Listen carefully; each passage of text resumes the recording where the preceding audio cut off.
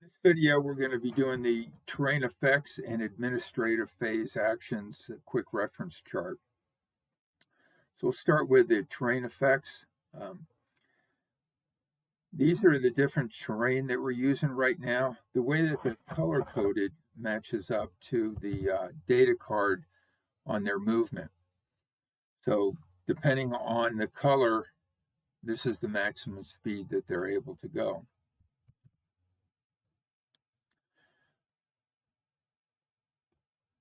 Units that have the little star-shaped thingy there, as soon as you move into them, you perform a bog check. And here's where you do the vehicle bog checks. It's based on the unit's flotation rating. So up here you have the T3476 flotation rating is green. That's kind of like the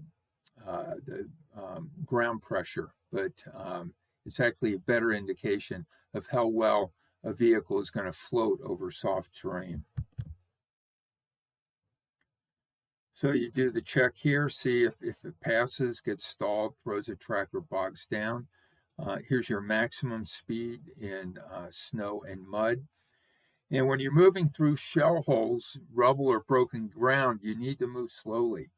So when you move through there, you roll a D100, two D10s, minus 10 for ace cruise, plus 10 for poor cruise. And if your die roll is greater than your current speed, then you become bogged down in that location. Up here, the administrative phase actions. So, the game is all about timing, but we can't time each and every little action that's going on. So every 10th turn in the administrative phase is where we handle those types of actions in a more abstracted way. Smoke dissipation. Smoke markers are reduced to their next lower number, or you can mark it on your game clock when the smoke is going to dissipate. So normally smoke's going to burn for 60 seconds. When you get to the administrative phase, you would move it from 60 to 50, then 50 to 40, etc. Now, if it results in the marker being removed or partial smoke, which you can see partway through, you can see up to 25 meters into it, then you would check for a new mutual line of sight, because the smoke could have exposed new lines of sight there, since the smoke is no longer there. SNAFU recovery, roll a D20 on your maintenance rating, and that again is up here. So as you can see, the T3476 is a very poor maintenance reliability. So when you break down, you roll here. If 1 through 15, we'll clear it up, 1 through 10, and 1 through 5. Bogged down recovery, same thing. Roll a D20 depending on your flotation rating. Communications, warnings, and forward observers. You roll a D20, success is 15 or better. You have modifiers for the crew, the Russian type.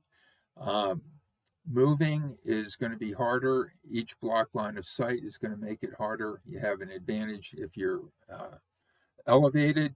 And if the range is over 2,000 meters, it's going to be pretty tough too. But headquarters and commands at any range, since they generally have a better radio.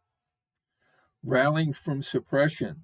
Suppress, button up, and hunker down units can attempt to rally using their leadership modifier, but with a casualty check. The leadership modifier is generally a -1 or a -2. Low number, if you haven't noticed yet, low numbers are always good. When you use your leader modifier, he exposes himself and can become a casualty. Units automatically rally if they're not under fire, okay? So if you're buttoned up and suppressed or hunkered down means it's for foot units.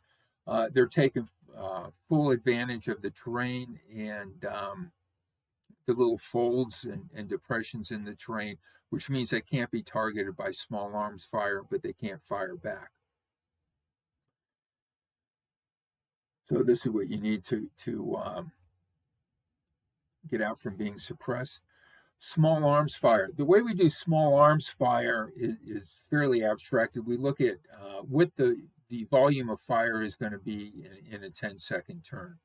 So when you want to fire machine guns or small arms, you put a small arms fire marker on the target, and every 10th turn we determine what the results are.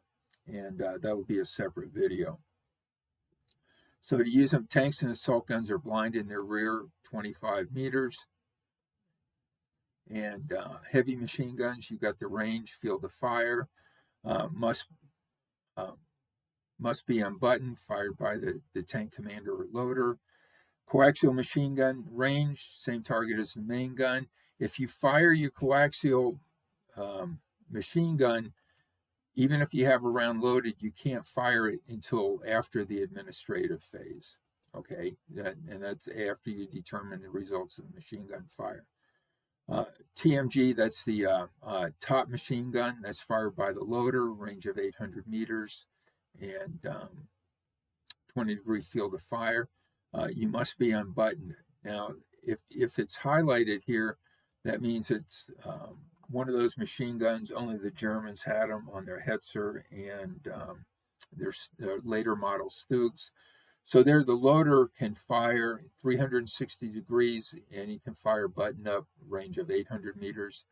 The bow machine gun, fired by the radio man, front 10-degree field of fire, and the rear machine gun, fired by the tank commander or the loader, rear 10-degree field of fire, 600-meter range. So a little recap. These show you the maximum speeds, whether you have hold down or not, what cover save for the infantry units, and whether you can be hunkered down or concealed in that type of terrain. Do your bog checks, look out when you're moving through broken ground or shell holes, and you've got the different actions for your administrative phase.